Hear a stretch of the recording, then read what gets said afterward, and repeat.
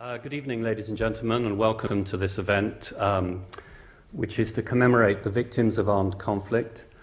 It's taking place on the 150th anniversary of the First Geneva Convention from 1864. You're going to hear about that in a moment. I'm not going to try to preempt what the speakers are going to say, but maybe just one word as to why the 24th of June. The 24th of June is the anniversary of the Battle of Solferino, and as I think just about everybody in this room is aware, that is the event which Henri Dunant witnessed in 1859, when he then decided to come back to Geneva, write his book, and encourage his friends and governments around the world to create what eventually became the International Committee of the Red Cross, and of course the First Geneva Convention of 1864, which you're going to hear about in a moment, I'm imagining.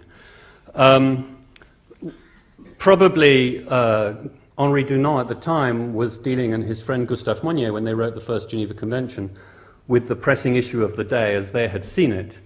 And the organizers of this event, the Swiss Ministry of Foreign Affairs, the International Committee of the Red Cross, and the Geneva Academy of International Humanitarian Law and Human Rights, have chosen a topic which is as contemporary probably as they thought their topic was at that time. And that is the increasing use of autonomous weapons. Now, again, I'm in the invidious position of being the first person to speak, and I don't want to undercut what's coming, but I think you've all understood that this could cover anything from a drone, which is operated at a distance maybe from the safe trailer in Nevada operating over Afghanistan, to what we'll hear about, which is what's called increasingly autonomous weapons, where the system is designed to be able to make its choices as to whether something is an appropriate target under the military strategy that is being pursued, but perhaps most importantly for the purposes of our discussion, under international humanitarian law and international human rights law. Now, those are very complicated topics, and we're going to get into them in a moment, but in case I don't get a chance to say it later, in thinking about this topic for the purposes of the panel, I've become aware of two very recent and rather impressive documents. The first is by Professor Marco Sassoli, who's known to all of you and who's here, who's just published it this week, and it's called Autonomous Weapons and International Humanitarian Law, Advantages, Open Technical Questions and Legal Issues to be Clarified. And in there you will find a very thoughtful reflection on whether or not a machine is capable of being programmed so that it can determine whether or not an attack would be disproportionate under the laws of war, and whether or not it could understand the concept of precautions, and what are the rules of precautionary measures that have to be taken before an armed conflict. And it's a very learned and I would say thoughtful piece, which I would highly recommend. So that gives you a very good insight into what rules of international humanitarian law are at stake. And the second document, which again came out last month, is Shaking the Foundations, the Human Rights Implications of Killer Robots, which I'm sure we'll hear about more in a moment, which is done by, among others, Human Rights Watch and the International Human Rights Clinic in Harvard Law School. So that's just to give you a sense of what's out there, and if you're interested in this topic, what you might want to follow up with. Now, as I say, I'm not going to preempt the debate, but I'm now going to immediately give the floor to Ambassador Valentin Zellweger, who is in charge of the Director of Public International Law in the Swiss Ministry of Foreign Affairs. And so, Ambassador Valentin Zellweger, you have the floor.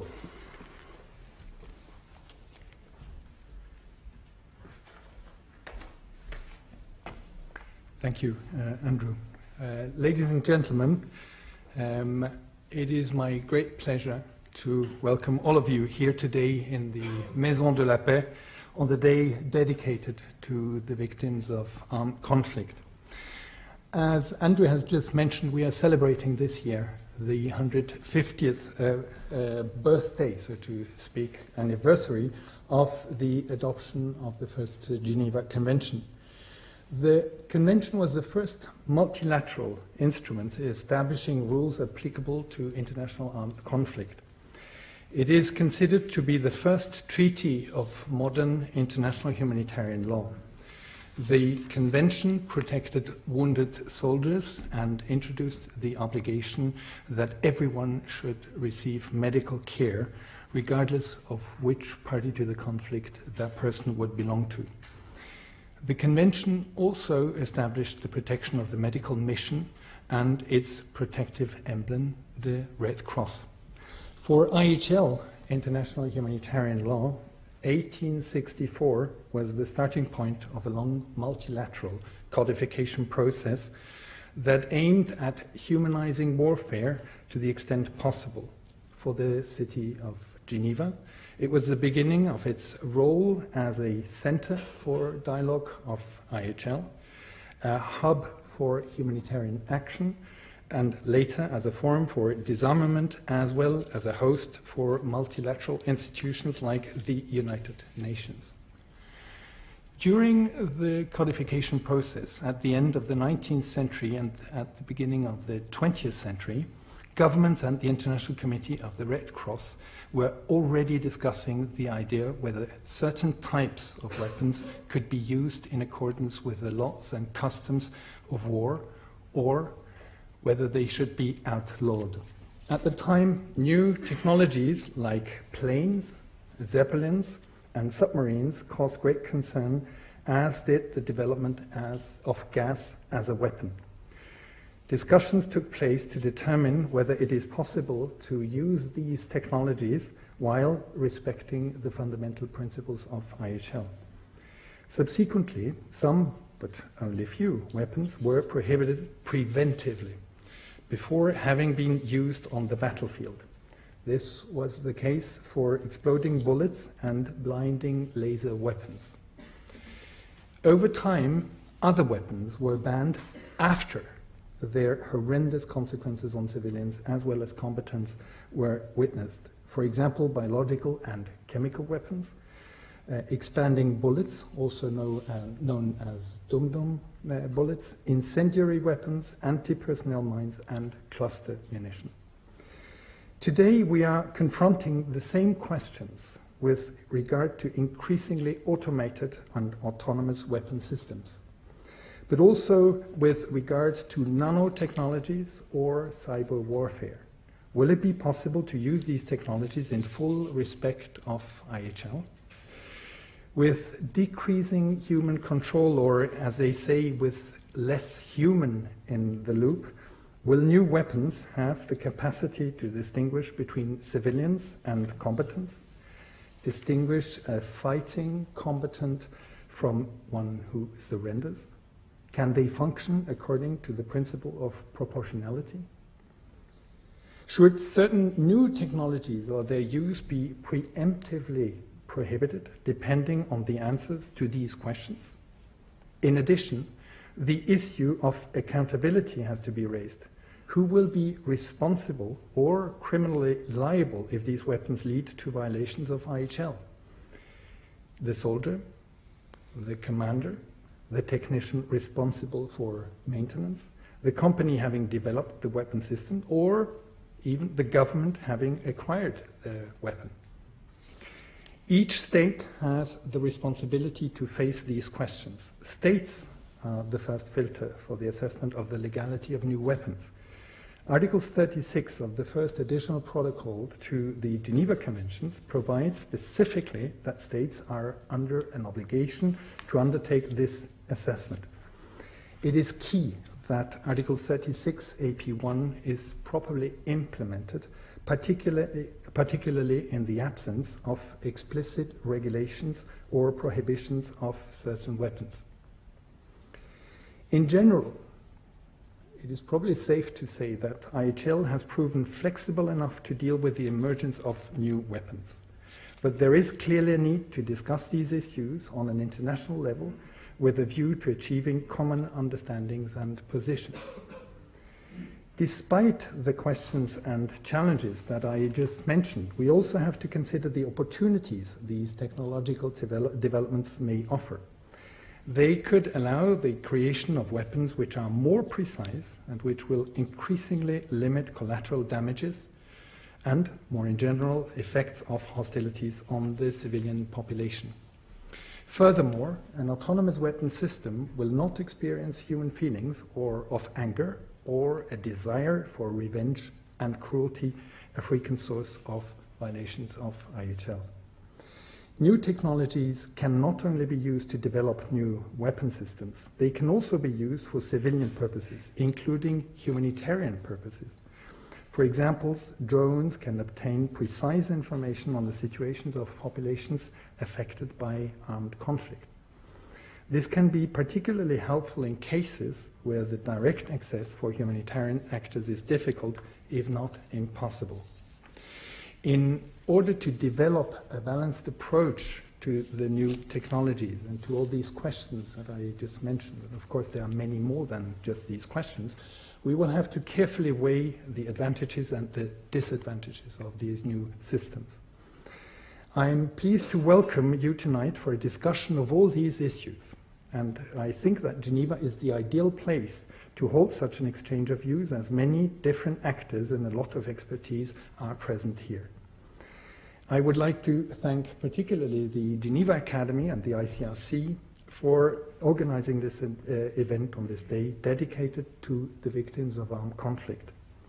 The technologies used in warfare may be new, but the goal of protecting all persons affected by armed conflict has not changed since the adoption of the first Geneva Convention in 1864. I wish you all a fruitful and inspiring discussion. Thank you very much.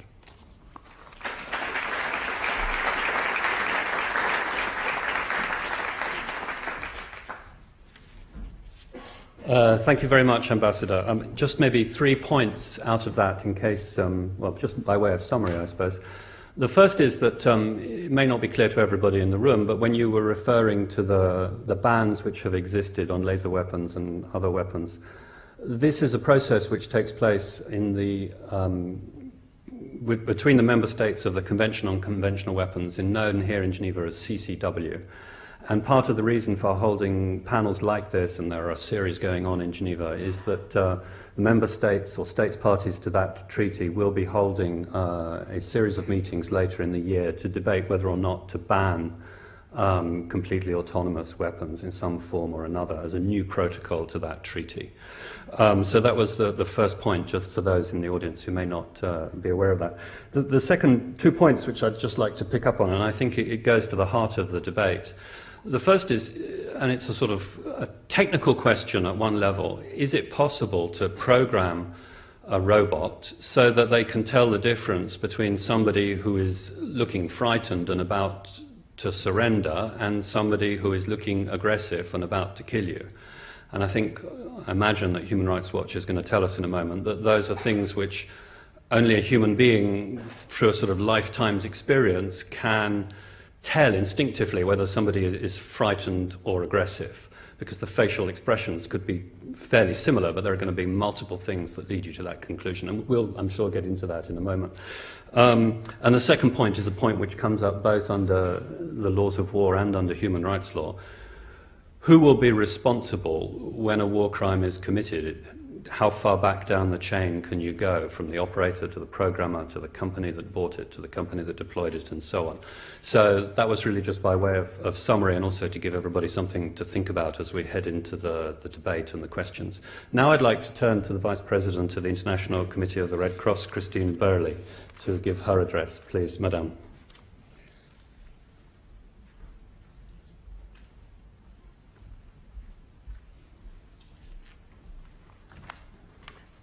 Ladies and gentlemen, in these days where we hear so many sad news from today's battlefields, it's even more important to commemorate all victims of armed conflict. The International Committee of the Red Cross is pleased to be co-organizer of this event, together with the Swiss Federal Department of Foreign Affairs and, of course, the Geneva Academy. Thank you very much, both of you. The issue raised by new technologies of warfare are a key part of the ICRC's wider focus on the varied and complex challenges of contemporary armed conflicts, including the need to ensure better respect for international humanitarian law. I will concentrate most of my remarks on weapons, in particular new weapons. International humanitarian law imposes limits through its general rules on the conduct of hostilities and through specific treaty and customary rules limiting or prohibiting the use of weapons that cause unacceptable harm. Over the past 150 years, states have agreed to limitations or prohibitions on existing or newly developed weapons due to their human costs. And during this time, the ICRC has been at the forefront of alerting states to the humanitarian impact of certain weapons, with the aim of protecting civilians from their indiscriminate effects and combatants from unnecessary suffering. But before turning to the implications of recent developments, I would like to stress that today the overwhelming part of harm done to civilians and civilian infrastructures comes not from new technologies but from old ones. The use of conventional rockets, mortars, bombs and missiles in populated areas has disastrous consequences. Due to the significant likelihood of indiscriminate effects, the ICRC considers that explosive weapons with a wide impact area should ultimately be avoided in densely populated areas. This position is guided the ICRC in the ongoing dialogue with states on the impact of these conventional weapons. Nevertheless, we must at the same time keep abreast of new technologies in order to anticipate and prevent future humanitarian problems. Of these weapons technologies, combat drones and autonomous weapon systems have given rise to particular debate. The distinction drawn by the ICRC between combat drones and autonomous weapon systems is based on the human role in identifying and attacking targets. Also, this could change in the future. Drones currently require a human operator to choose the target and fire the weapon, whereas autonomous weapon systems select and attack targets independently of human intervention. The deep controversy around the use of armed drones has produced two opposing camps. Proponents say that their relative precision greatly minimizes the risk of incidental civilian damage. Critics, on the other hand, say that drone attacks can constitute extrajudicial killing, especially outside conflict zones, and that hundreds, if not thousands, of civilians have died in these attacks. The ICRC endeavors to assess the effect of drone attacks and whether they might be the result of violation of international humanitarian law. Also, these assessments are hampered by difficulties in collecting first-hand information, mainly because these attacks very often take place in very remote areas. Under AHL, there is no specific rule or prohibition of drones. As for manned combat aircrafts, their use is governed by the rules on the conduct of hostilities, and there is nothing specific to drones that would prevent implementation of these rules when drones are used in an armed conflict. The responsibility for complying with IHL lies with the drone operator, their commanders, and the relevant party to the conflict. In contrast, given the strict limits on the use of force imposed by the law enforcement framework, it would appear that drones could be relied on in law enforcement only in exceptional circumstances. The debate about autonomous weapon systems has come to the fore more recently. The ICRC first raised its concern in 2011. In March this year, we held an international experts meeting bringing together 21 states and independent experts to explore the technical, military, legal, and ethical issues. We have also been contributing to discussions held in the framework of the Convention on Certain Conventional Weapons.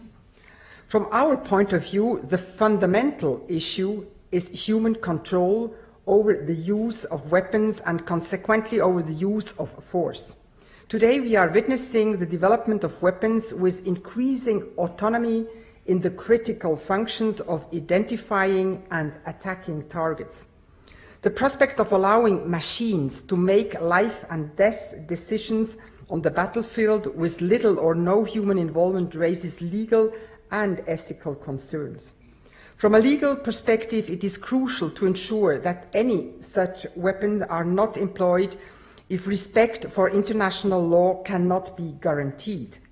To expand on one concern, if weapon systems become more autonomous, with greater freedom to determine their operations and attacks, they may become less predictable.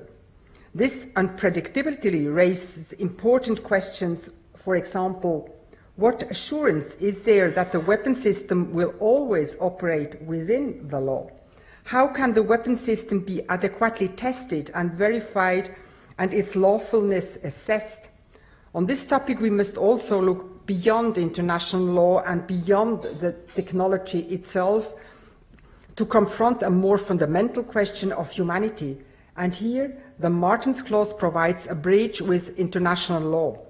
Is it ethical, moral, and socially acceptable, and indeed desirable, to substitute machines for humans when making decisions on the use of force? Amidst the complexity of the ongoing discussions, one thing seems clear. There is a sense of deep discomfort with the idea of any weapon system that places the use of force beyond human control. While new weapon technologies present profound challenges, the application of new technologies in general also offers real opportunities to change the way humanitarian actors work. The ICRC has started to use new technologies to advance its efforts in the following areas: assistance, for example, use of mobile cash transfers and crowdsourcing to create maps; protection, including the use of satellite imagery to assess situations; and prevention, such as the use of professional video game graphics as training tools. In doing this, we must not lose sight of our core responsibility, and we must ensure that the use of new technologies always enhances our work and never diminishes it. In particular, there is no substitute for direct human contact with vulnerable populations in areas affected by violence. The impact of new technologies in warfare is a central question both for humanitarian law and for humanitarian policy. With this in mind, the ICRC has sought to expand the discussion in recent months through a series of public debates. Coming back to the challenges raised by increasingly autonomous weapons, I would like to end by emphasizing the need of a holistic reflection that fully addresses the risks and implications of such technologies from multiple perspectives. To this end, the ICRC will continue to urge states to consider the potential legal, ethical, and human consequences well before developing and using new weapons. Thank you very much.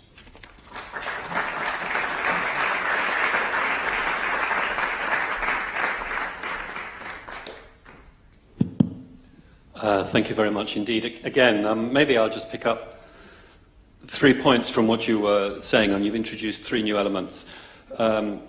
First of all, that they may be used, such weapons, in a situation where up till now states have been unwilling to risk their own soldiers. And so we're faced with a question of whether or not, by going down this road, we may be introducing, we can call them killing machines if you like, into a situation whereas before it would have been too risky to send a human being, and therefore we are actually increasing the amount of force that's used in the world, because had it not been for the technology, it wouldn't be possible to take that action. And the second point, which I think is an important point, is that some of these weapons may indeed be used outside the context of an armed conflict in what you referred to as law enforcement situations. And whereas under the rules of international humanitarian law, we may know the difference between a civilian and a combatant, although of course that's open to extremely complicated calculations. And what is proportionality? Again, very complicated. In a law enforcement situation, the situation could be triply complicated, if I could put it like that, because you may be dealing with a situation where, as I think the Human Rights Watch report says, the individual confronted with a robot reacts differently than they might be confronted by a policewoman. And therefore, you get a completely different dynamic ongoing, and I don't think any of us have explored that. And then lastly, thank you for introducing an ethical aspect to all of this, that I think we could probably have a long session about what are the rules that could be applied and how to program these machines to do it. But nevertheless, I think the expression you used is that we feel uneasy about deploying technology to kill people.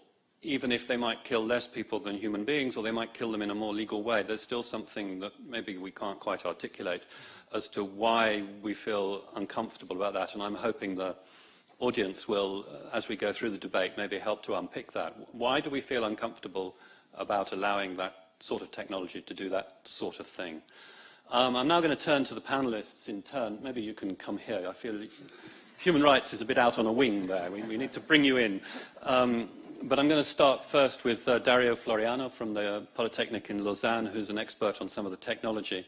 Maybe just to introduce us to some of the technological developments in this area, where you think they're going, particularly how they might be deployed for humanitarian purposes, as was just hinted at, but also some of the unfortunate or undesirable effects that, from a technological point of view, people like you are thinking about.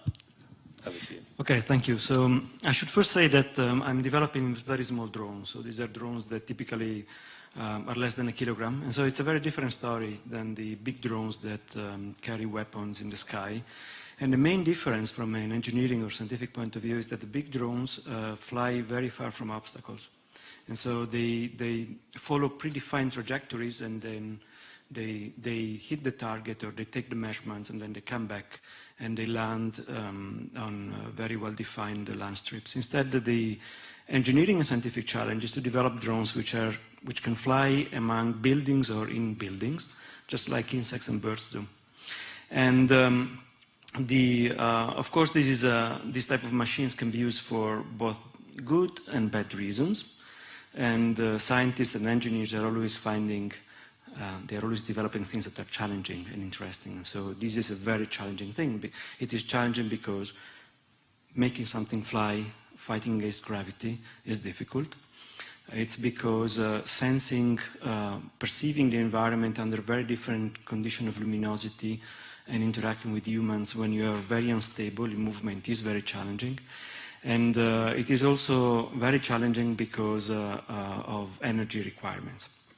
Now, having said that, what is the future? What are the challenges for small drones? So drones that can fly in buildings or in forests or within buildings. There are big opportunities there, and some of these have already been mentioned. For example, in the case of a humanitarian disaster, you can use drones for imaging. And it's not just taking pictures. These drones are capable of taking multiple pictures and combining them so that you can get the precise altitude, position, X, Y, and Z of each single point to a 5-centimeter precision. So recently, some of the people in a humanitarian association called Drone Adventures, for example, have mapped the Matterhorn. It has the first map where you can get the position of every single stone. You simply launch a drone by hand. It does all the thing on its own, then it comes back, it lands 5 meters from you very safely using vision. And then you take the memory card, put it in a computer, an hour later, you've got every single stone mapped. Now, this has been used in Haiti, and I think perhaps we can hear something more about this later. Another big opportunity in humanitarian situations is transportation. This is not yet developed, but people, scientists and engineers are working towards the development of small drones that can safely pick small cargoes, and we are talking of cargoes up to 20 kilograms, in, say, a forest or within buildings, transport them for 50 kilometers, and then safely land and deposit the cargo there. And this is huge for nations like Africa, where, for example, the road infrastructure is not yet fully developed. And Africa is a country where there is a huge penetration of mobile devices, electronic devices, but the transportation, the delivery of the goods and of the medicines is still a problem. So drones could make a big change there. And there are many other situations like this. So, of course, everything can be used also for bad reasons, but we should not label drones as bad machines or evil machines per se. As it has already been said, it's the use that is made of these drones which is bad. And in our community, we are very conscious of this. We have robotics and ethics committees at conferences where we discuss these things. And most of the scientists, I would say, never think of a bad or an evil use of these machines. Although some of the people in our community do believe that these drones should also be used to defend their country. And, but these are a minority, so they also develop drones that can carry weapons. Just a couple of follow-up thoughts on that, because in Marco Sassoli's article, he sort of imagines a few scenarios where, for example, let's call them the drones or the weapons which have been given the sort of intelligence to make the choice as to whether to kill someone or not under the law. There's a coup d'etat and a new president takes over, and the new president is constitutionally illegal and unable to operate under the rule of law, but yet has the codes to run the drones.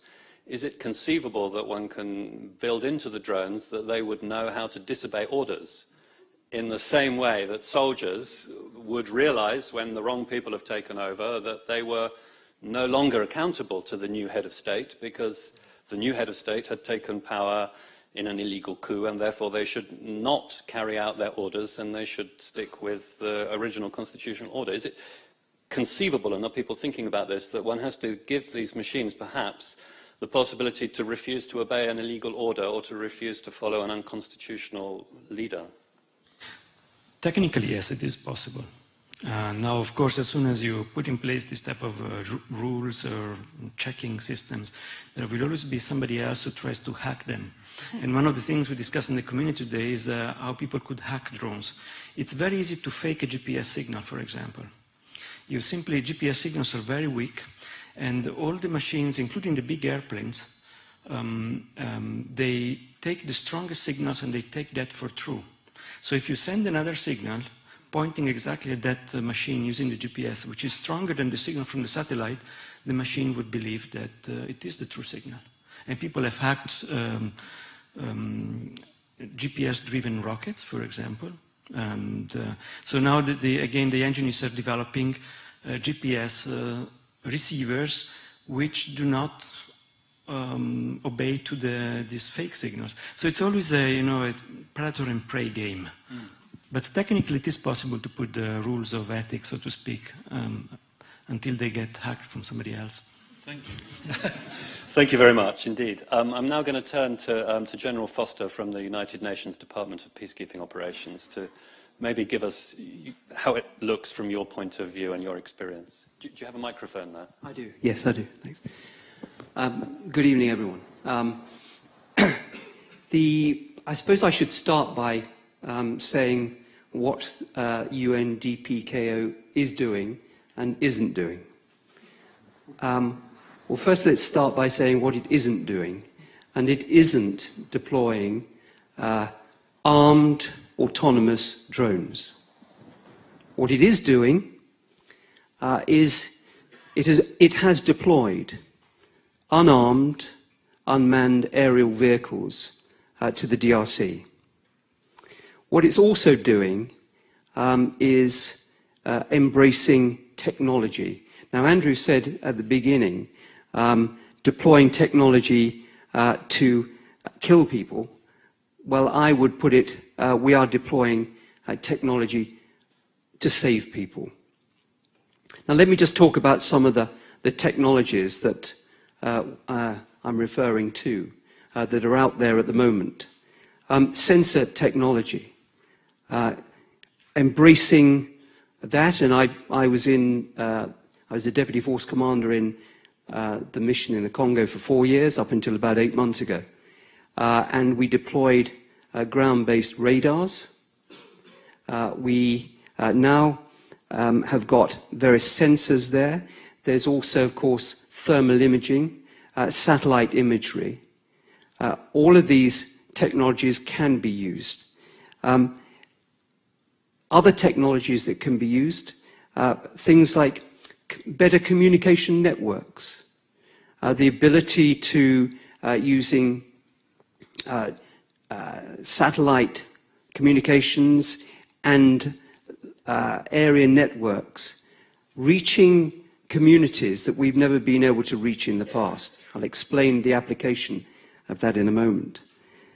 Using technology to protect people, protect our own people, learning from the experiences in places like Afghanistan in terms of the type of vehicles that we operate in to combat the threats aimed at our individuals. So what are those technologies that are out there and commonplace in many armies, police forces, security areas at the moment? What are the applications? What are the opportunities for us as peacekeepers? Well, the mandate for a large number, the vast majority of the 17 peacekeeping operations now, missions, has protection of civilians at the core of it. And we very much see that new technology can help us protect people. A couple of examples of doing that. In terms of, first of all, getting earlier notification of problems. Thing that was developed during my time in the Congo was the community alert networks, where communities, given telephones, actually were able to telephone into our bases to tell us of an imminent threat. We cannot have a peacekeeper behind every banana tree. Therefore, the ability to race out and deal with a problem once we've been tipped off proved to be extremely valuable. Another area in terms of protection of civilians. Rumour is a great problem for a peacekeeper. Rumour of great IDP movements or an armed group moving to a particular area. You're never quite sure whether it's real or imaginary. Actually using technology, UAVs, to go and look in that area can confirm or not whether there is a problem, whether there is large movement of a population, so that we can then go and deploy our limited, scarce resources in the best place, in the best time. Those are a couple of examples on protection of civilians. Another area is effectiveness for a peacekeeping mission. The mission I was in, we had around 45 separate tasks given to us by the Security Council. It was very difficult to achieve all of those. Some of them, even if we had if we concentrated on those, was very difficult because of the type of task we were given. One of them being, for instance, border monitoring, surveying the border to establish the movement of, for instance, minerals, weapons, ammunition, illicitly being crossed. Very difficult we just did not have the resource to cover that whole area. And yet, with the use of UAVs, it is now possible to do that in a more effective way. Another thing is cost efficiency. In the Department of Peacekeeping Operations, we now find a situation where we are very likely to go above the $8 billion ceiling, not absolutely set, but a general feeling amongst many, certainly of the funder nations, that peacekeeping shouldn't go above. Now, with taking on the 15th of September, the Central African Republic as a peacekeeping operation, with surging into South Sudan, with the problems in Mali, we're likely to go above that $8 billion per annum. Well, cost efficiency can be helped by technology. Instead of expensive helicopters being used, for instance, to go and recce to confirm whether or not there is a problem in a particular area, putting up a UAV to do that can be a much more effective and cost-efficient way of doing business. And self-protection would be another area of benefit from technology. Troop contributors naturally are very concerned for their own welfare of their own troops.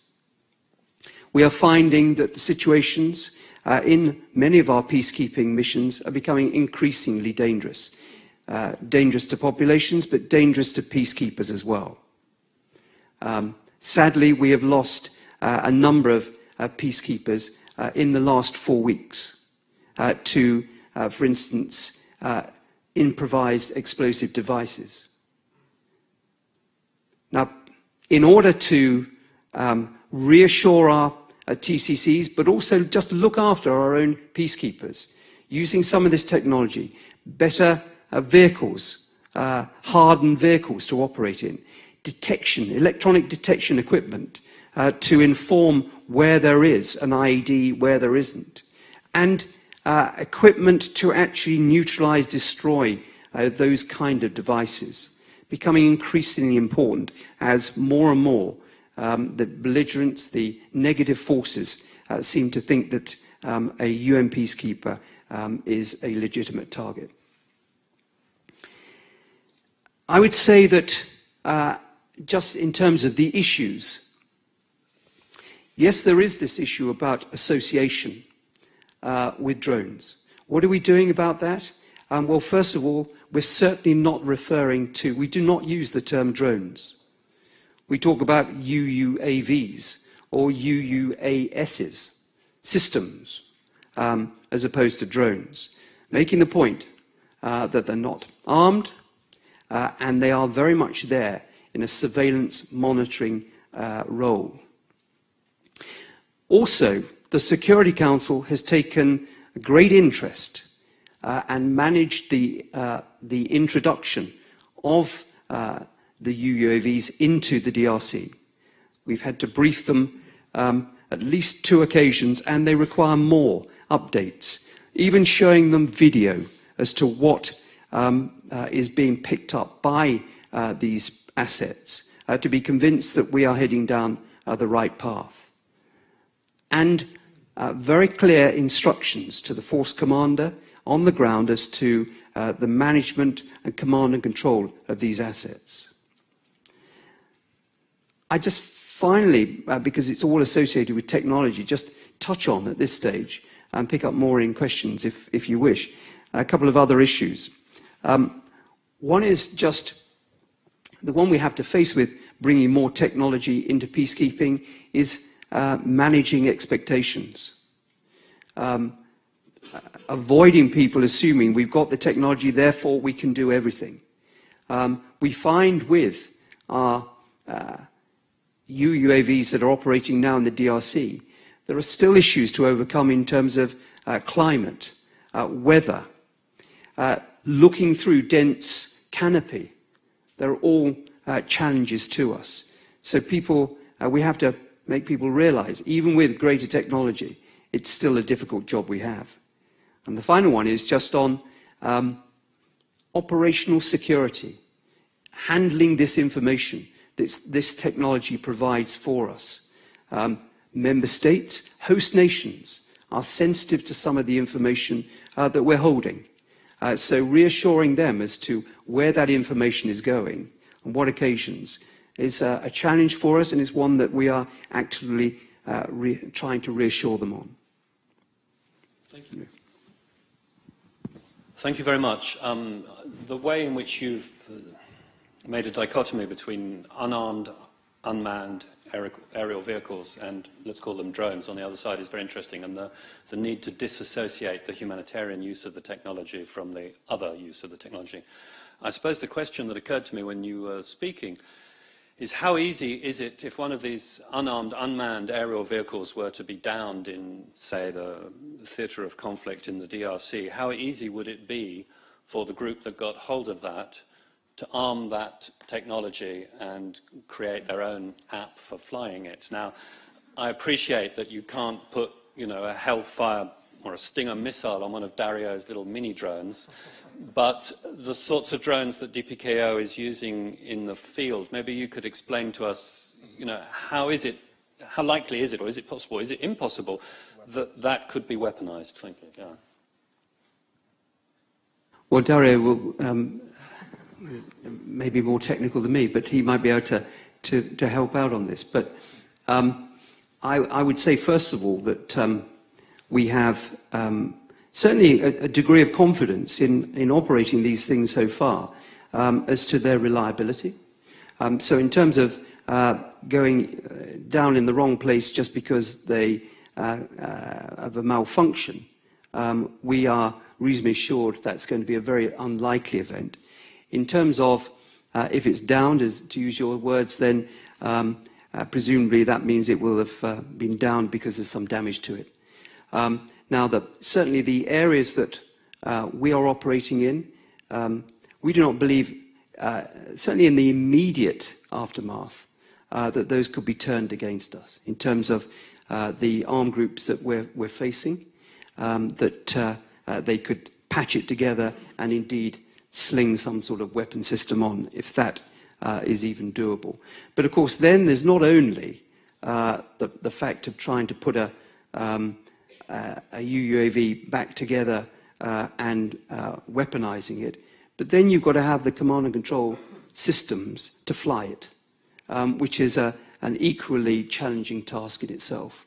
So I wouldn't rule out the possibility, but certainly the scenarios we face, I would imagine that we do not see that as a likely outcome for some time to come at least. Thank you. Daria, can you comment or not? I think that in the event in which an UAV falls on the ground, it will be completely destroyed. So very difficult to patch it together. However, when you go to Africa, I've never been there, but I've been told that people are very resourceful in repairing mobile phones of all sorts. So they probably can do something, but I agree with you that all the operational infrastructure that is required to operate these machines is very complicated and probably not very likely that it will be used against. Okay. Thank you very much. I'm going to turn to Mona Rishmawi, who's the Chief of the Rule of Law and Equality Branch at the Office of the UN High Commissioner for Human Rights, to hear maybe a bit about how this issue is playing out in the Human Rights Council and within the human rights world. Over to you, Mona.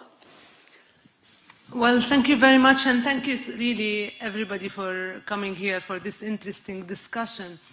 Maybe I'll start with something perhaps obvious to all of us. We've been talking about using these drones in the context of conflict, but the majority of people in the world are actually not living in a situation of conflict. Conflict is the exception. The rule is that we live in normal situations. And the term even using law enforcement situation actually bothers me, because all of us don't use in a constant situation of law enforcement. We live in, hopefully, normal countries where we are exercising all our rights, and we expect that our right to life is paramount. We expect that the state is there to protect us and not to actually infringe on our right. Now, when you come to, I would make two distinctions. I'm very happy that the colleagues here already made the distinction between armed and unarmed drones, because clearly, with the human rights perspective, of course, we are, of course, for technological advances. Of course, technological advances are very important, and we can see a lot of actually good things coming out of flying technologies, whether they are whatever you call them. I can see it for the environment. I can see it in terms of population movement. I can see it also in terms of humanitarian assistance. I can see it in multiple areas. The problem becomes when these technologies start infringing on our life as we know it, our human rights as we know it. And here, let me just think of one example. I think the ICRC spoke about thousands of people killed in these drones. That bothers us a lot. What bothers us in that is that a lot of states basically try to use, or the users of these drones try to create let's say a situation where they consider that The law is not very clear. Which law do we apply? Are we applying here? Because we are applying weapons, so automatically we are in a situation of conflict. The application of the use of weapon does not mean, when you use weapon against people, it doesn't mean you are in a situation of conflict. You have to prove that you are in a situation of conflict. And to use weapons against people in even so-called law enforcement framework, you have to use it in incredibly strict circumstances. We cannot expect that we are walking in Geneva and weapons are used. We don't expect that. But why do we expect that in other situations? Because it's not Western Europe. We cannot agree to this. We have to think that human rights are for everybody. I have here a report which actually is incredibly full of 12 and 15-year-old children who were killed, mothers who were assassinated, whole families who were in various parts of the world. Various parts of the world who were killed. The question is for me, okay, when these people are killed as a result of something from the sky, who's investigating that? Who's telling us what is the story of this 12-year-old? And why the policy of sending a missile or a drone in this case, a drone, sending weapons to kill this family? What is the policy here? Why isn't there a transparency about this policy? Why don't we all know, as a democratic society, as part of an international community, why don't we have this criteria out there for real debate? Why isn't there a transparency about the use of these policies? Why isn't there adequate investigations? Why didn't we know the names of perpetrators? Why don't we have on the New York Times and Washington Post and Tribune de Genève and so on the name of people who were prosecuted for this? Where is the accountability? Yes, I agree that the people behind the weapons, they are accountable, but who are they? Do we know names? How many cases in the world people were actually prosecuted for this? All what we know is the number of people who were killed. And we can tell their age groups. We can tell whether they are men or women or children. We know the areas in which they are killed. Some of them are conflict zones, but a lot of them are gray zones, are gray areas where there is something happening. But really, is it a situation of armed conflict of an intensity where you have to send something from the sky, shooting at houses in densely populated areas? Is this the right response? And what is the remedy for these people? The woman who died, who was killed, who's going to take care of her children? The child, the 12-year-old, who lost his life because he was climbing an olive tree. What is going to happen to his parents, and where is the remedy? Who's going even to say, sorry, we made a mistake? Even if to say, sorry, we made a mistake. No. What we hear is a lot of justifications. And for me, that's enough to be a bit worried about even machines now killing. Autonomous machines. What we know about man-made weapons makes me even more worried that they can just do it here. Then I would be very worried about walking in the streets of Geneva, excuse me, because none of us will be secure. None of us will be secure the moment we are in that phase. So I think when we think of these things, let's not think on theory. Let's think of you and me and all of us living in this situation. Can we support it? Can we live in this situation? Can you live in this situation? Can you live with a drone, armed drone, on your head day after day? Can you live in that? If you accept to live in that, then allow it for somebody else. But I don't think you can argue it and you can go in lots of technicalities and legal rules if you cannot allow it for yourself. If you cannot allow it for yourself, you shouldn't allow it for others. Thank you very much. No, you've introduced three factors that we haven't really discussed until now. The first is that often this technology is used at a distance, and that gives problems for accountability. Secondly, there's an anonymity to it that you don't have in normal fighting.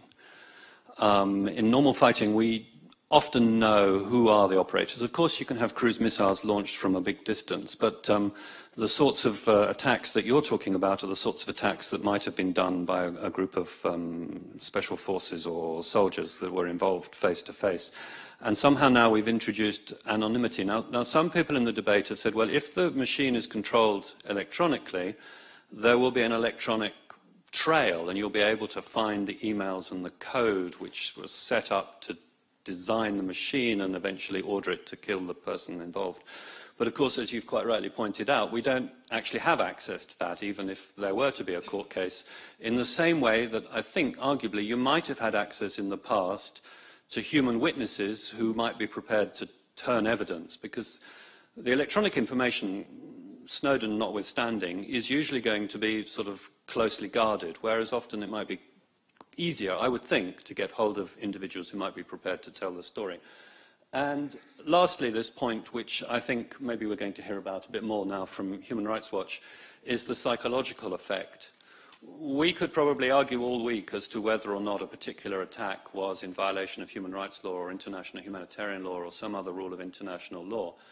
But there's a psychological factor which has been researched now by medical people as to not knowing when an attack might come, because you can't actually see the drone, but you know that it might be there because you hear it or you know that it's been there before. And living under drones is a phenomenon which has given rise to psychological damage, I would say. I don't think it's an exaggeration, in a number of communities, where, of course, you could say, well, you can have a bomber flying at the same height, but the point is there aren't that many bombers, and states don't want to waste their bombs in the same way that they will use a drone. So the threat of being hit by a drone is different than being hit by a bomber several tens of thousands of feet up. So I think that, thank you for those insights. I think they introduced three new dimensions. I'm now going to turn to Human Rights Watch. Now, Josh Lyons is a satellite imagery analyst, so I suppose at one level you're going to side with those who have said here and elsewhere this can be incredibly useful, but also Human Rights Watch has a campaign against autonomous weapons, so over to you. If it's okay, I'd like to just speak at the podium. Of course. It's a little bit easier. Thanks. Great. Well, thank you so much for inviting us and allowing us to participate with this very esteemed colleagues. Hopefully I can position my notes so that they won't fall. I was asked actually to come today and present two potentially seemingly contradictory positions. One is to present some of our work on new technologies and their contributions to humanitarian work broadly and human rights work investigations specifically, as well as some of my work previously for the UN in Geneva, as well as in DPKO, for example.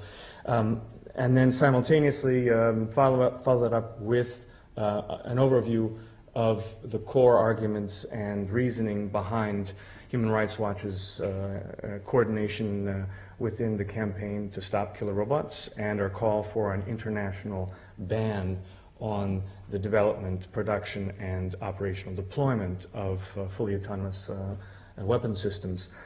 Now, it's very clear that starting off that critique and that call for that international ban with a general positive and sympathetic, technologically friendly set of arguments helps to at least set aside some of the broader, more populist-based critiques of the pro-killer robots campaign when they address the call for a ban, namely that this is very ill-informed. You are simply technophobes. These are Luddites in the modern times, and you are completely short-sighted in terms of viewing the whole range and spectrum of wonderful potential benefits that will follow on from this this new technology. I think the larger risk that we face, is precisely the attractiveness, the ubiquitous nature of the adoption of new technology at a societal level, an economic level, and a personal level. Watching my daughter and my son play with the iPad, and my daughter now has a little tiny, it's essentially a Barbie doll UAV who flies around the room and seems to be completely autonomous in her behavior. This is the real risk, because ultimately we have this environment, we are blindly rushing into this new horizon, which we believe represents a qualitative change in the nature of warfare that will have absolutely catastrophic humanitarian and human rights implications that must be the foundation upon which we organize for that international prohibition on their development. Now, basically my role within Human Rights Watch and previously before for the UN was as a satellite imagery analyst. So we currently use not only satellite imagery, but video and social media forensics to establish detailed information about potential patterns of human rights, serious violations of international humanitarian law and human rights. So today I'm currently working on the mass executions in Tikrit, and in parallel we have people deploying in Central African Republic, in South Sudan, in Syria. And the technology is not a substitute for the core foundation of our research, which rests upon the courageous work of researchers who go on the ground and collect that firsthand testimonial and give a human face and a voice to the victims. But it is there as a complement. It has a multiplying research effect. So I'm able to do quite advanced types of analysis about particular events, to break apart a very complex sequence of troop movements or bombing events, for example, in Aleppo, where we've been monitoring the systematic bombardment of opposition-held areas in the rebel-held districts on the eastern side of the city. And the technology, again, it has had a profound impact. There's no doubt about it. And certainly all of the emerging new technologies that we know of, that we haven't anticipated yet, we haven't even imagined yet, will obviously play into that broader capability for diagnostics, for investigations, for monitoring. But ultimately what we're talking about is technology that is under human control for the application of objectives that we agree are beneficial and positive for society. The promotion, the monitoring, the protection of civilians, the enforcement of existing international humanitarian law and human rights law when there's a significant violation, bringing perpetrators to justice. In all of those contexts, the technology is a profound resource, as long as that resource is ultimately under human agency. The moment we transform that technology, we cross that qualitative divide in towards deployment of technology of which is no longer operationally controlled, is not supervised and under human agency. We are essentially crossing into a completely different dimension. And I think it is incredibly short-sighted for us to narrowly fixate on a whole range of very technical issues, of which tend to cloud and have dominated the broader debate up until this point regarding the applicability of fully autonomous weapon systems. Now, in terms of Human Rights Watch's coordinating role and the broader purpose of the campaign, just to in case you don't know, the campaign was started in April of last year. It's composed of over 50, I think, NGOs, so it's a broad representation of international civil society. And we work very closely with a range of actors, many of them represented here. Most recently, there was a 4-day conference in May here in Geneva for the convention, working with the state parties on language for the Convention on Conventional Weapons. And we're hoping that that engagement between the campaign, the roboticists, ethicists, and everyone else in between, as well as the main state parties, will work towards an international consensus where we can establish an international prohibition, not just on the operational use of these weapon systems, but critically on the development, the research that will feed into the operational production and use of this technology. And I think the reason why that's essential to make that distinction is that in normal contexts, in normal circumstances, IHL narrowly works and evaluates on new weapon systems that come online based upon within the context of their actual use on the battlefield, and in the context of that particular ability to adhere to the core principles of IHL, and primarily the principles of distinction and proportionality. The reason why we're calling for an international ban is because we do not believe we can wait until all the research has been done, until all of the prototypes have been tested, until all of the technology has been leaked out to the rest of the planet, for us to then comfortably sit back and evaluate technically whether or not it meets this or that threshold. Now, besides the fact that we are strongly convinced, and me personally convinced, since I use many of the input technologies on computer modeling for object recognition for very simple two-dimensional satellite imagery, we've absolutely convinced that it is inconceivable that the proposed artificial intelligence operating systems that will be the foundation for the fully autonomous weapon systems, to make these critical distinctions between civilians and combatants, to recognize protected sites, is simply, it's a pipe dream, okay? Yes, theoretically, it might be possible, but we have to reconcile that theoretical possibility, which is minute, and the modest potential benefits that this small potential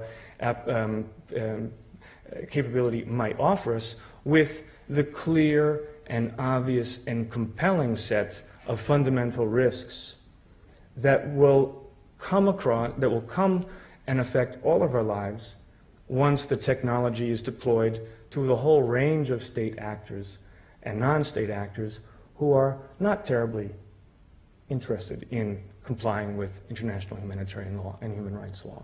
Okay? You only need to think about what you read today in the paper or saw on the news or read on your iPad to understand that should this technology be in existence now, it most certainly would be used for the perpetration of widespread killing, murder, destruction, and wholesale execution and even extermination of entire populations. This technology ultimately represents for us not an incremental and logical step in the complexity of warfare that we all know and are comfortable with, but it represents something much more fundamental, which is that this is a qualitative change in the ability to fight. Okay? It represents a revolution in technology with introducing capacities for warfighting that simply don't exist. Okay? And many of the issues the capabilities and the issues have already been raised. The permanence of it, the unrelenting capability of swarms of killer robots to cover an area and to systematically target without any control or regulation. It represents a complete change in the nature of warfare itself. And precisely because of that reason, we argue that for the precautionary reason, we ultimately must see the need for the international prohibition as the only realistic way in which we can avoid all of the unintended and unforeseen consequences, the unknown unknowns, but also all of the obvious consequences that we are almost certain to see, the catastrophic consequences we are certain to see should this technology get out. I think certainly we could go into, you know, a point-by-point description about the particular debates regarding the ability of intelligent systems to meet the compliance with the proportionality and distinction. I think those are probably better left for another discussion. We have a large body of material that's on the Human Rights Watch website, and you're more than welcome to see the international campaign. Just a few more points. How am I doing for time? Is it? What we've also seen is that the larger debate and the current discussion at the states level has generally focused on the compliance measures and compliance capabilities of this technology for narrowly within the context of IHL. And as we've already heard, what's being largely left out of this debate and this discussion are all of the much broader law enforcement and internal security applications that this technology will unavoidably be adopted for. It has not just implications for IHL, but for international human rights law, of which will be significantly eroded precisely because the technology, it strikes at the very heart of the right to life, the right not, the protections against arbitrary and unlawful killings. It goes straight to the matter of the right for redress, the right for accountability for victims, both to provide a sense of justice, but also as a mechanism for deterring international criminals in the future. It has a potential for undermining systematically the incredible gains, the wonderful success stories that we've had with the International Criminal Court and all of the ad hoc tribunals over the last few decades. All of this stands to be systematically eroded in the face of this new technology.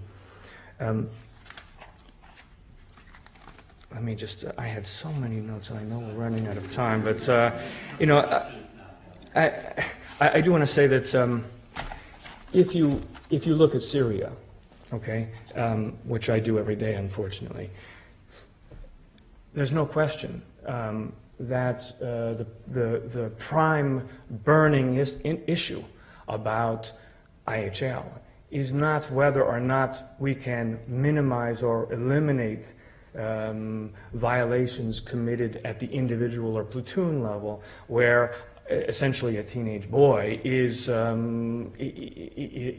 upset and he shoots, for example, someone who surrendered or someone who commits sexual violence. This is not the burning issue.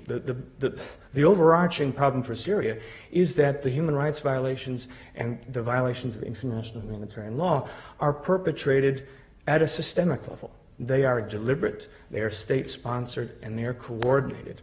When you think about the chemical weapons attack, first the sarin gas attack in Damascus, and now the weaponized barrel bomb attacks near Idlib with the chlorine canisters, and the systematic aerial bombardment of large portions of Aleppo and many other cities, you see that this technology is it's the dream weapon of a repressive regime. It is the dream weapon of rogue non-state actors, ISIS first among them at the moment.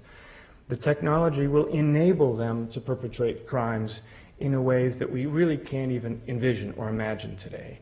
And that really is that's the threat. It's clear, it's obvious.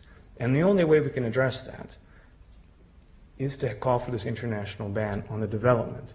If we don't ban the development, if we just wait for the technology to be tested and deployed over the course of the next 10, 20 years, what we risk is that that technology and the know-how will leak out to all of those actors who currently can't use it because the hardest part, the development, hasn't been done yet.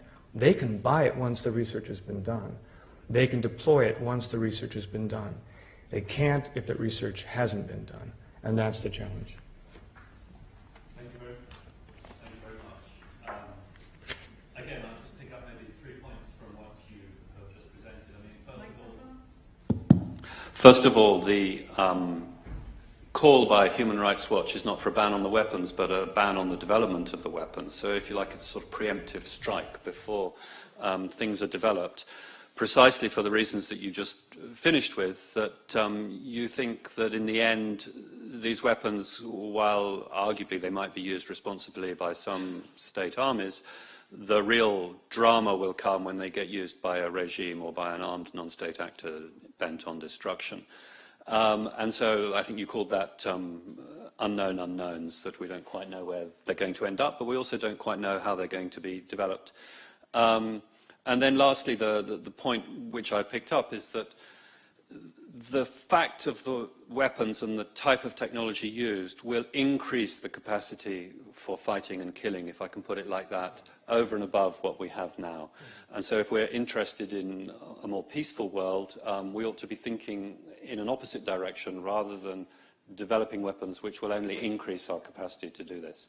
Okay, I'm now going to throw the floor open to questions. I think we can even afford to have comments as well. It would be useful if you do have a question, if you explain which of the panelists you'd like to hear from, or from all of them. And Tatiana, there's somebody in the back row there who's already got her hand up. Yes. Sorry, the microphone is just about to arrive. Okay. Thanks very much. So thank you to the panelists for very interesting interventions. You've very clearly explained some of the positive possibilities for the use of autonomous technologies. However, I think there is a concern where you have, I mean, we live in a very unequal world. The types of resources that each country has is so imbalanced, and so you end up naturally with the richer countries are going to have more of the capabilities, and that becomes an issue when you talk about weapons. The actual word drone makes me a little bit nervous, because I used to live in the Gaza Strip for a year, where I worked with the Palestinian Center for Human Rights, and they have field workers who go out and document the results of these drone attacks that happen in the Gaza Strip. And certainly the issue of accountability is very relevant there, because it's extremely difficult to prove who is responsible for those attacks beyond the level of state responsibility. So it is a huge challenge to investigate these attacks. I'd like to maybe go back to the psychological impact of the use of autonomous technologies. In the Gaza Strip, the drones are used not only because of their surveillance and weapons capabilities, but also as a method of psychological warfare. They're used to instill fear in the general population, and they make the cost of occupation and conflict extremely low for the perpetrators. So it becomes very easy and cheap to oppress and suppress and occupy populations. The constant use of armed and surveillance drones in Gaza has led to traumatization of the population, and then those who are subject to attacks become re-traumatized every time they hear the sound of a drone overhead again. So it leads to a feeling of helplessness. Another use of drones is to regularly target empty plots of land, so not necessarily to target an individual, but just to demonstrate the capability to target empty plots at any time. And again, the low cost of that makes it easily done for a wealthy nation. So I just wanted to kind of raise a couple of those questions. I was there during Operation Pillar of Defence, when the shelling was I think more intensive on a daily basis than Kosovo, and the use of drones was extremely prevalent during that offensive. Thank you. Thank you very much. Further questions? Yes, here, halfway down. Danny, if you can bring the microphone.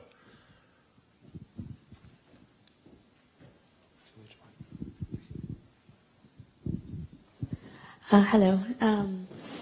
I would just like to start by saying thank you, and I am by no means an expert in this field, but after listening to this debate, it seems to me that both sides were incredibly informative. However, though there seemed to be kind of two different issues that were being addressed. There were those arguing against the development and use of autonomous weapons, and then there was extensive argument that was advocating for increasing technological advances in regards to examples were like of surveillance, cargo transport, etc.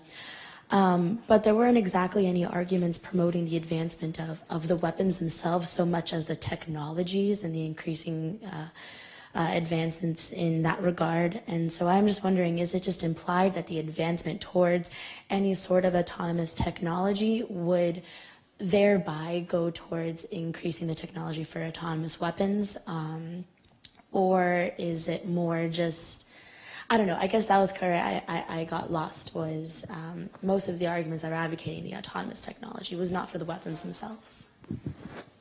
Yes, no, you're absolutely right. We didn't have anyone really making the case as to why the weaponized autonomous machines would be a good thing. But there's, if you were to go to Professor Sassely's article, he has a lot of references in there to people who have made the case that this would produce, in very brief terms, more accurate targeting than human beings. I mean, I think I just made some notes. I mean, the machines, if they were deployed in the way that some people are imagining, those machines wouldn't suffer from fear or drunkenness or sexual desire.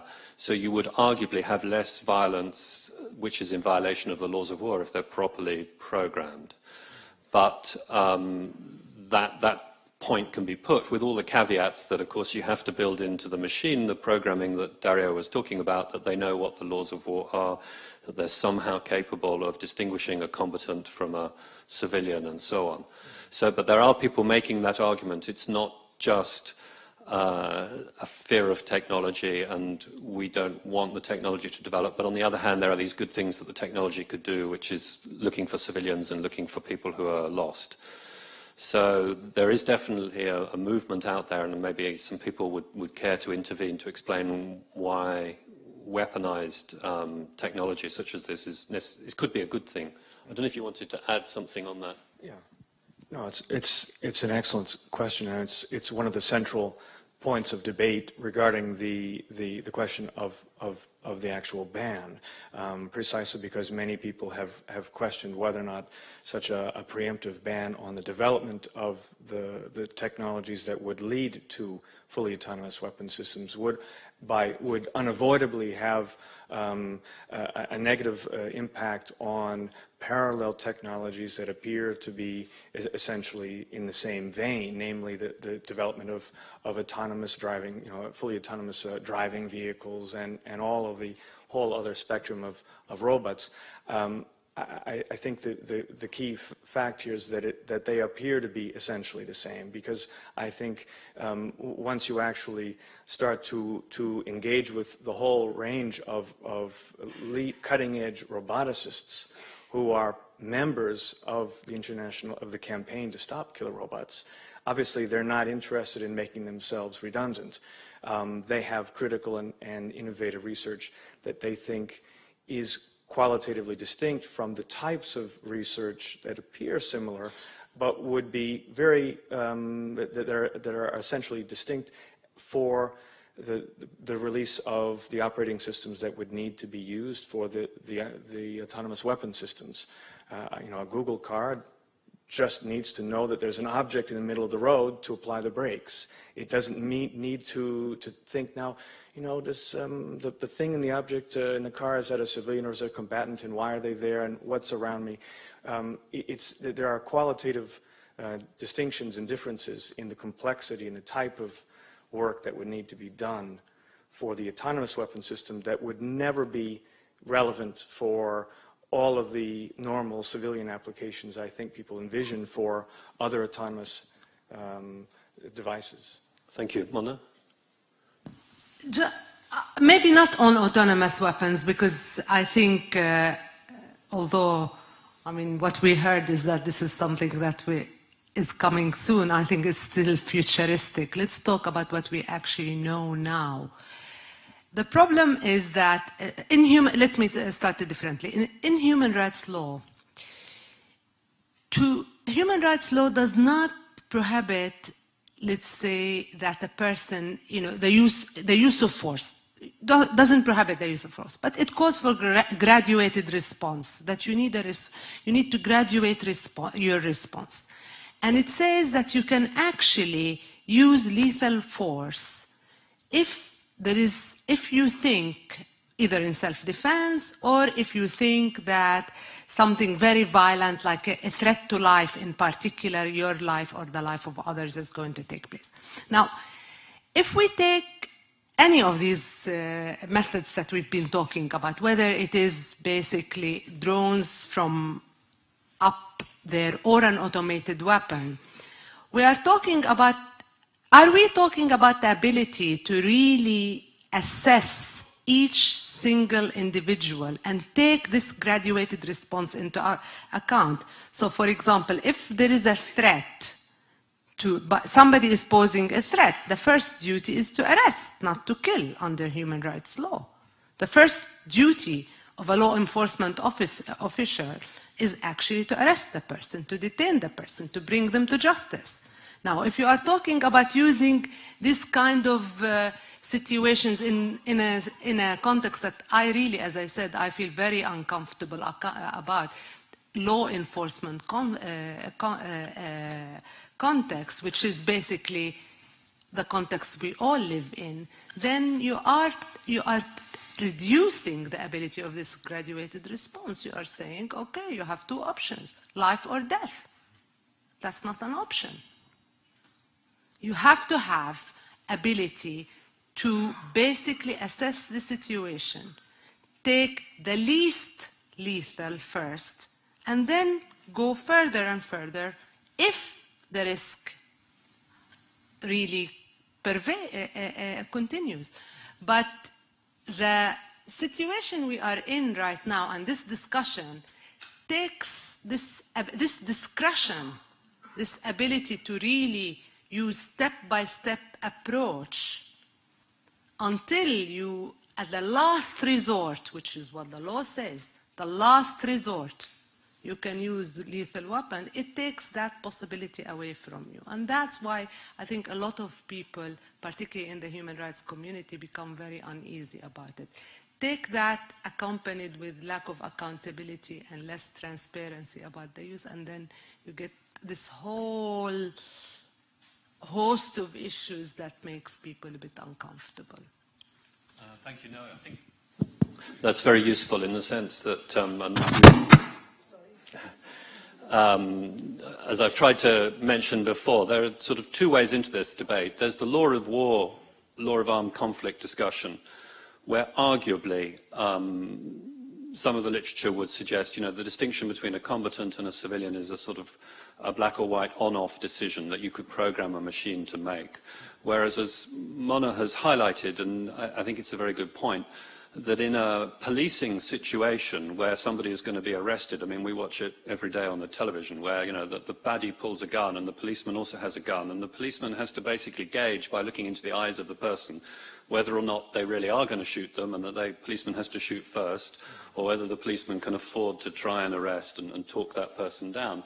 And there, I think, we're in a different sort of psychodrama than arguably on the battlefield. But as you can tell, I'm nuancing this because I think there are shades of grey also in the battlefield context. Yes, General, you wanted to make a point. Just to pick up on a couple of points. Mona's point about a graduated response. Interestingly enough, one of the values with having unarmed UAVs in the DRC is that it's providing evidential material. I go back to this point about cross-border movement, and it was very much hearsay, it was very much rumour. Now we have the ability to produce film, video, which actually removes any discussion about cross-border. There might be an issue about who, but most definitely in terms of graduated response, it can actually help. Can I just pick up this point about also the psychological effect? Interestingly, just thinking about it from a positive point of view for the UN in terms of unarmed, and it's very difficult to quantify this, but I've heard it said by the peacekeepers there that there is a sense that they are acting as a very good deterrence. In so much as some of these armed groups now are fearing being caught out, being seen, because for the first time they feel there's someone watching.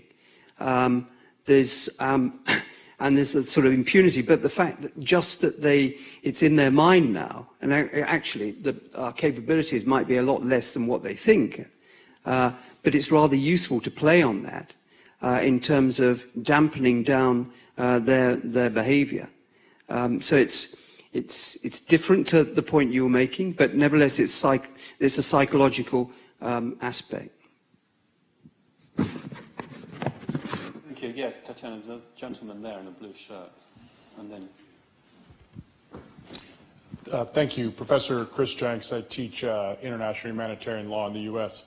I want to thank the organizers for this event. I will confess to being a little confused as to why drones keep being introduced in this discussion, as I think that further confuses or reinforces some confusion. Drones are not autonomous systems. They're remotely piloted. I also, I continue to be perplexed by this attitude towards autonomy as some futuristic concern. Autonomous weapon systems are not new. They've been around for decades. If you're a citizen of a NATO country, and have a navy, you have employed defensive autonomous systems. Every NATO country that has a navy uses a phalanx autonomous defensive weapon system. If your military uses the Patriot anti-missile system, you, for decades, have had an autonomous weapon system. It is defensive. I'm curious to Josh and Human Rights Watch, if the objection is only on full autonomy or weapon systems that are in a offensive mode, or if it is into this range or degree of autonomy, because I think that also often gets lost. I was encouraged by the word increasingly in the title of this panel, as I thought that was going to suggest we were going to acknowledge there frankly is a universe or a spectrum of autonomy. And I'm just curious, do I understand correctly Human Rights Watch's concern is only at that outer edge of fully autonomous offensive systems? Or has Human Rights Watch had issues with, for example, the phalanx system or the Patriot system? Thank you. Maybe we'll take one more question and then we'll answer both of them. Sorry, Tatiana here, the lady in the... Sorry. That's okay. Thank you. And perhaps it's not at the catastrophic level, some would say, but I wanted to direct it to the Major General. I'm a humanitarian and do work in Eastern Congo, and I would agree with the value add that you've described how the UN can be using the UAVs.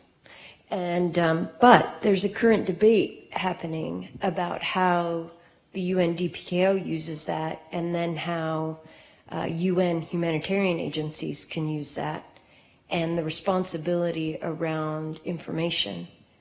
And comes to the principle of distinction of those that are peacekeepers and those that are humanitarians providing humanitarian assistance, and how the use of this technology, which is being used as a military tool, and its use as a humanitarian tool, and the convergence of that can increasingly blur lines, roles, responsibilities, and mandates. And how we manage that information, I think, is really critical to enable DPKO to do what they're supposed to do, which also in the Eastern Congo has a very robust Chapter 7 mandate for neutralizing parties, which is very new, I think, for a peacekeeping mission, and those that are humanitarians who are out there solely for the purpose of saving lives and alleviating suffering, not going on the offensive to achieve that. Thank you. Thank you very much. Do you want to take the last point first about the distinction between humanitarian work and quasi-military work? Yeah. In fact, I would slightly disagree in one aspect of what you said, that that the mission is purely using this for military purposes. As I sort of tried to point out, that there's very much a human aspect to this, a protection aspect to it. So in many ways, the information that's being generated is very much dialed into the protection cluster and all of that work alongside our humanitarian colleagues. There is another aspect, and that is, as you rightly point out, the MONUSCO it's the only mission that has a force intervention brigade, which has a mandate to conduct limited targeted offensive operations.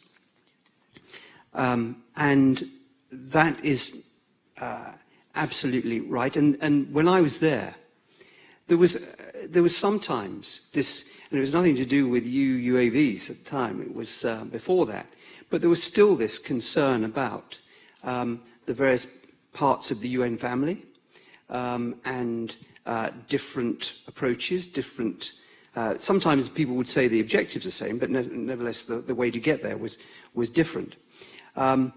Interestingly enough, sometimes the issues were greater back in the headquarters than they were in the field, where people managed to overcome them. But I do accept that it's that there is a potential issue there. To that end, there is now quite a lot of work going on inside peacekeeping to look at the handling of this information. For instance, in Mali, we've set up for the first time, I think, called the All Sources Information Fusion Unit, where it is designed to analyze this information, probably use it certainly in a protection way, because they don't have it an offensive mandate there. In the DRC, they will also be looking at it from a point of view of when to use that information for limited targeted offensive operations. So there's no simple answer to this. We'll have to see how it goes. We're looking at it, but I don't think it's necessarily all the time that that there's a divide between the various parts of the UN family.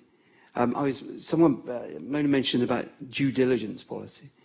Just to say, we were the forerunner of that. We're the first people to very much bring that in. It was called, in those days, conditionality.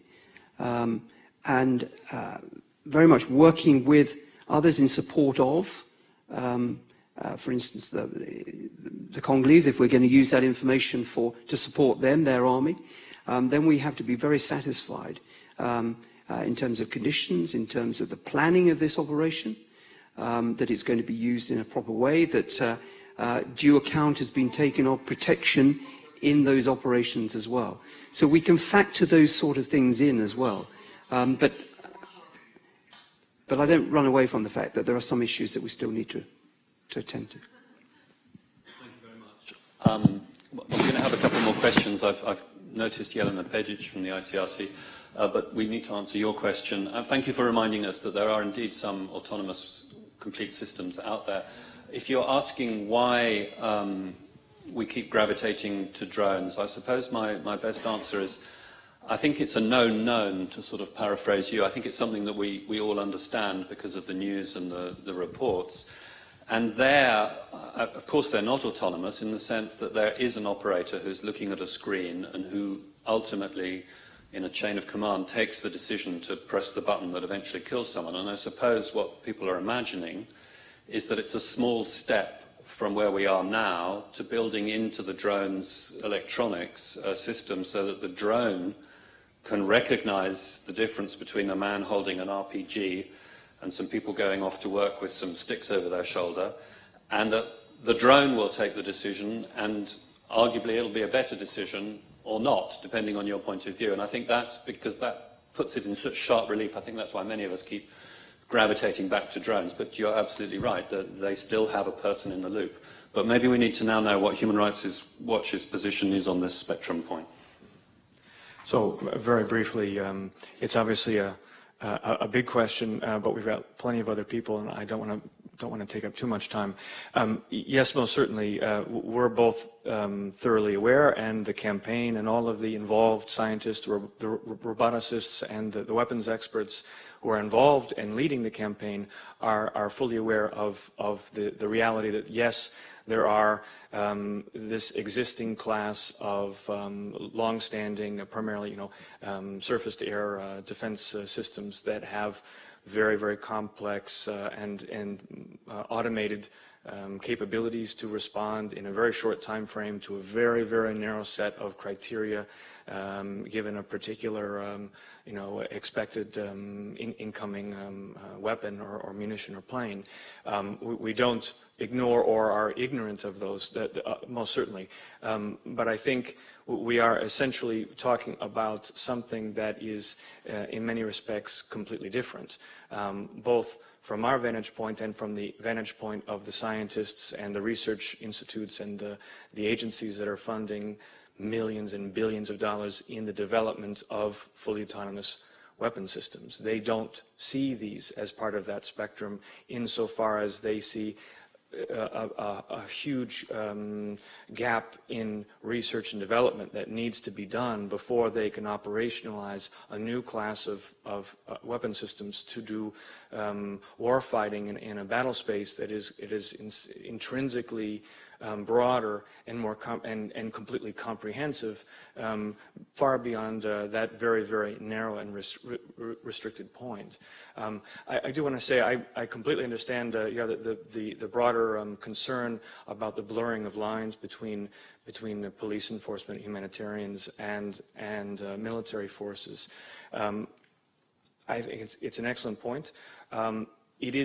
It is an ongoing discussion and sensitivity that dates back since the dawn of humanitarian work.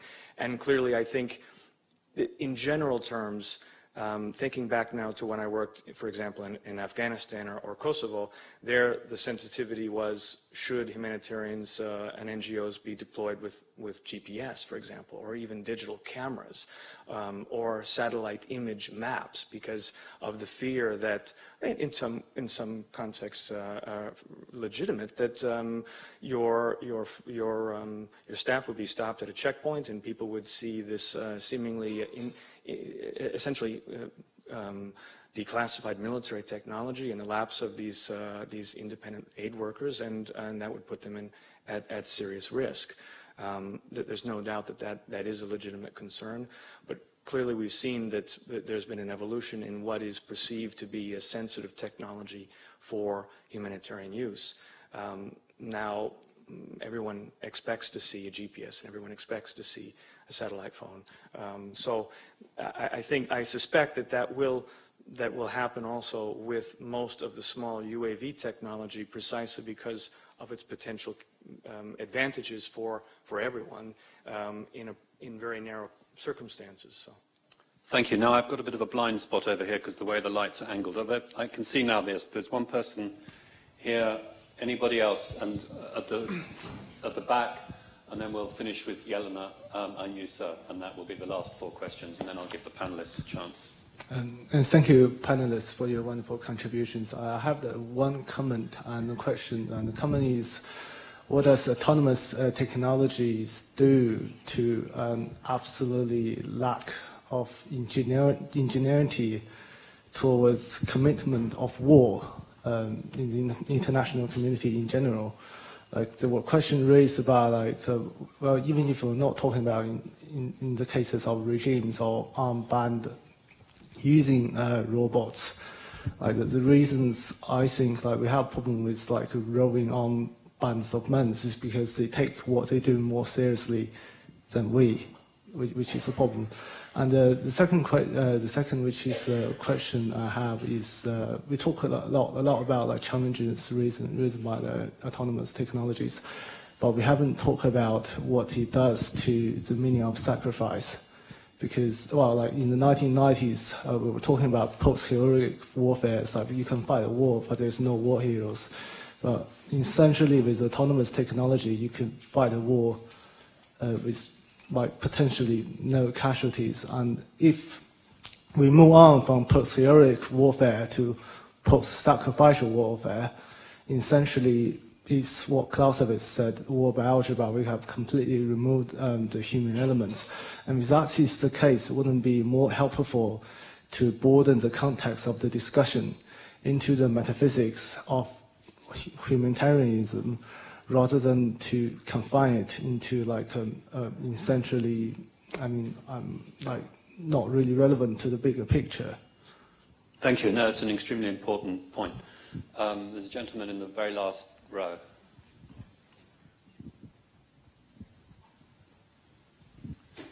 Thank you to the panelists and for the different ideas which came out from the different speakers. I thought it was a great combination.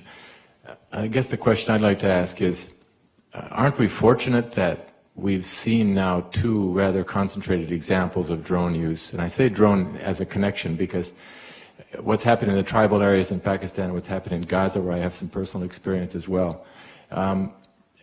Isn't it wonderful we have this demonstration before they're autonomous, just how bad they are, and isn't the public reaction and what we all sort of feel in these discussions almost a real-time validation of the Martin's Clause, that these are just beyond the public conscious, they're beyond the principles of humanity. If we take the armed aspect and add it to the irresponsible behavior and the impunity and the low threshold for misdeeds in an anonymous and a distant context that we're seeing in Pakistan, I'm a bit amazed at the discussions here we've had now in almost the last year in Geneva, how relaxed the whole discussion seems to be, and why there isn't a prima facie case for making a critical distinction between our fascination with technology, but it needs not to be armed. If you just take the arming out of the equation, let's explore the beauties of autonomous things. But once we add the arms to it, we already seen what's happened with the remotely controlled versions, and the way it exacerbates the power equation. Who in this room is from a country where these things are being used? We look almost like an auditorium full of privileged, wealthy white people. And if you take any of the standards, as Madam Rashmawi said, any of the standards that the people underneath the threat of these drones are feeling, it would be a totally different discussion than the one we're having. So I'd just like to appeal to all of us to think about the urgency with which we approach this structure. Thank you. That was extremely useful and echoes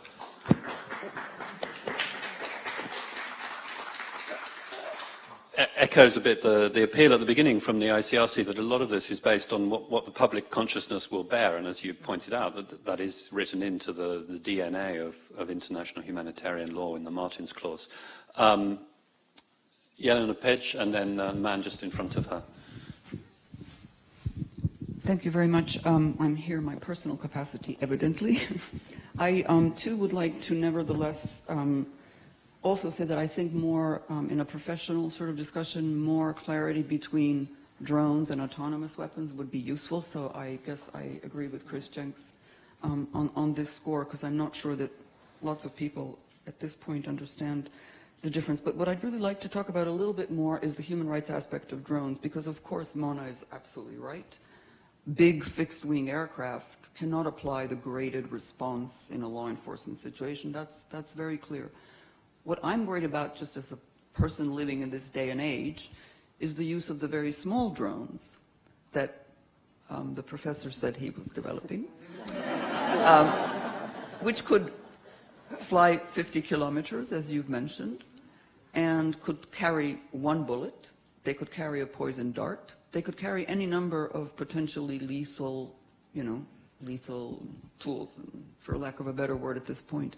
And so my sense is that there's no question. It's only a question of time when police forces will develop that and be able to use it in a graded fashion as well. You can imagine a hostage situation. So it's not entirely beyond the pale that they can be used, these very small drones, properly, very relatively speaking, but they will also be used by criminal gangs and fall into the hands of criminal gangs.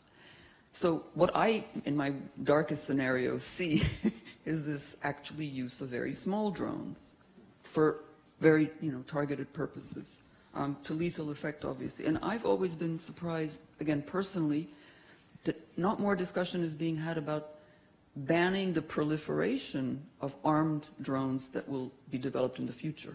Not the ones that exist, the fixed wing, you know who, at the end of the day, operates them. It's possible to know.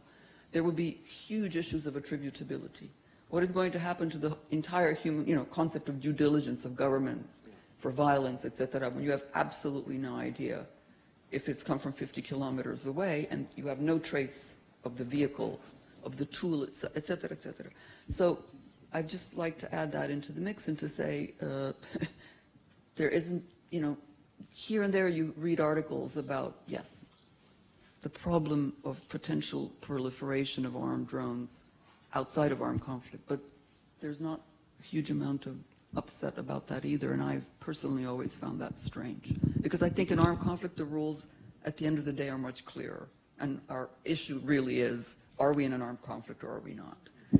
But outside of armed conflict, I think there will be many more challenges which are not. Thank you for adding that layer. Yes, sir, you have the last question, just in front. Thank you. Yes, thank you.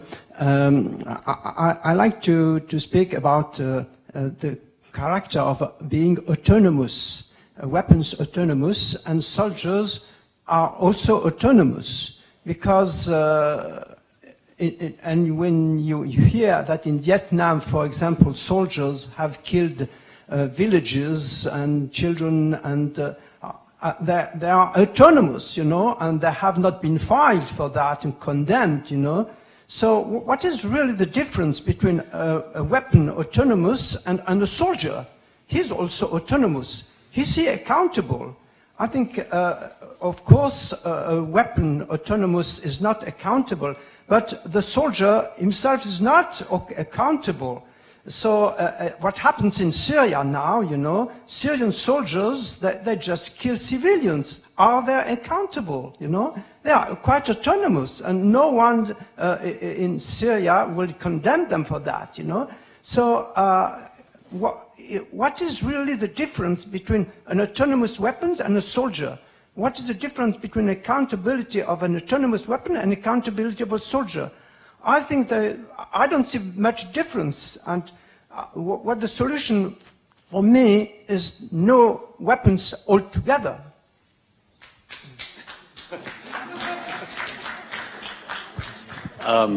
Thank you very much. No, I think you've hit something there, that both can be evil. It's not that one or the other is necessarily more evil. I'm not going to try and answer all your questions, but I think many people would suggest that in Syria or elsewhere there is the possibility to eventually prosecute the soldiers who are killing civilians, whereas of course it's sort of metaphysically impossible to punish the machine. Now, of course, we know there's someone behind the machine, but as everybody has stressed, that's always going to be more difficult than capturing the individual soldier. But that's a very basic response, but your question deserves much more, and for that you're going to have the full panel. So I suggest we maybe go in, well, maybe not all the panelists want to speak, but maybe just one sentence or one sort of concluding thought starting, well, let's go in the reverse order. Sorry, why don't you start? Back in the other way. All right. Well, fascinating questions, and yeah, I think that's more of a bigger, almost existential question than there's time for.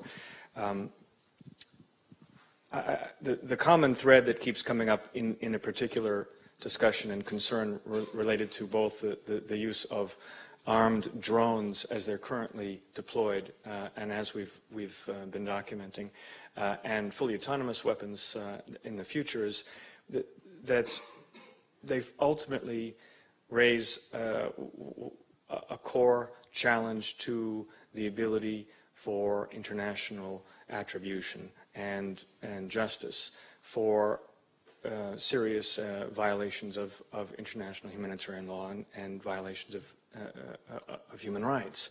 It is precisely because of the nature of the technology and the ability for it to be deployed remotely raises that immediate inability to ascribe direct responsibility. Once you add into that equation the ability of the machines to target and deploy lethal force by their own decision-making, which is the ultimate distinction between autonomous and armed drones, that there is no person in the loop, there is no one controlling or in a position to stop that particular application of force. They are completely autonomous to pick and choose and to kill at will. That's part of their programming. Once you add that into the equation, then essentially you've constructed into an already challenged international and domestic legal environment where it will be exceptionally hard to be able to bring someone to justice and to account for a war crime committed by an armed robot, assuming that you can actually determine who fired it and who was ultimately in ownership of that robot, assuming that you can actually identify that chain of command. There's all of these new fascinating legal questions and abilities for defense lawyers to essentially insulate and inoculate all of the people who are should be ultimately responsible for the deployment of that lethal force, the programmers, the companies, and the actual commanders who made the decision to deploy that. Who's responsible? It's not just an abstract question. It's not a technicality. It goes to the very heart of international justice. I'm going to have to go ahead. That's going to be your main point. Thank you. So, sorry. I was thinking, somebody raised the question, why are we concerned with drones? And especially the small drones, which I think are very special. And the thing is that the small drones, and the drones in general, is they can fly very far away, or like 50 kilometers for the small ones. They arrive when they are not expected, and then they can hit or do something bad. And this is very bad, psychologically speaking. The issue, in my opinion, is the issue of accountability and traceability. And that makes drones special, small drones special. Perhaps the big drones is easy to understand who owns them because they are expensive and they can be tracked. And to me, as an engineer or as a scientist and working in this area, this is the big question that I carry home today. What could we do to make sure that these small drones that tomorrow, in a few months, you can simply download from the web, 3D print the mechanical parts, use your phone and deploy them for up to 10 kilometers. What could we do to make sure that we can track who used them and who deployed them? And I think it is possible, but we have to work more on this. Thank you. Just two final thoughts. Some of us went to a trip about last year, I think, to Solferino, and we had with us one of the formidable, I think, members of the ICRC. And in the middle of Solferino, he points to a house, and he says, this is a very significant house. In this house, one of the 3 civilians who were killed in Solferino lived, and it was a woman who came out to look. She was curious, and she came out and looked at. 3 people were killed, 3 civilians were killed in Solferino. Think of how many civilians we count every day today. So with technology advances, we are not really saving lives, we are killing people. The Geneva Conventions and all what we are doing on humanitarian was to save lives, and we have to keep really holding this so strongly and to remember that really in the past it was the soldiers and combatants, now it's all of us, I'm afraid. So that's the first thought. The second thought is to say, I am very, very happy that this debate is taking place. I think it's very important that these issues are debated in a public format. And in the Human Rights Council, there will be a panel in September, so where governments will be talking and experts will be talking about these issues. And I think this is really important because we need to keep coming back to this issue of the right to life and how all this discussion really is about transparency of policies, accountabilities, and public discussions so that we are, as you say, what our conscience can bear at the end of the day. So thank you very much for organizing this very important debate. Maybe just two final points. First of all, over my time in the military, having commanded from 6 people up to 17,000, the word autonomous and soldiers doesn't necessarily spring to mind as being a useful combination. In fact, there were times when I would have liked them to have been autonomous. Instead of doing their own thing. But I would say that with a professional army, whether it's a commander, it's very much drummed into him or her about accountability. And indeed, every professional soldier from private upwards has to judge by his or her own conscience about whether to carry out the order, and is it a legal, lawful order that that person is being given. And so I think I would not necessarily describe soldiers as autonomous, certainly professional soldiers. I would just finally say about this whole debate about technology, having seen it in the field, there's some very good technology that can really help peacekeepers to save lives and protect the vulnerable. And I think for the very good reasons that we've heard today about enthusiasm for dealing with certain technologies and banning, outlawing or controlling them, but equally let's not conflate the thing. Let's not throw the baby out with the bathwater. There's some good technologies that we really need now in the field. Thank you very much. Thank you. Just in closing, I'd like to say this is the first time that we've organised a day for the International Day for the Victims of Armed Conflict with the Department of Public International Law and the ICRC. And I hope it will happen again, and I hope 24th of June is now a date seared in your collective memory. And as I was listening, I was thinking, especially after what Mona said about Solferino, I mean, there's no reason that anybody else in this room, in another city around the world, might not want to organise their own events to commemorate the victims of armed conflict on 24th of June. I hope it's a moment for reflection about the victims, whether they be combatants or wounded or civilians anywhere in the world. And this theme is not the only theme. There are multiple themes one could debate on that day. So lastly, please join me in thanking in the traditional way our panelists, and I think they gave us a great evening.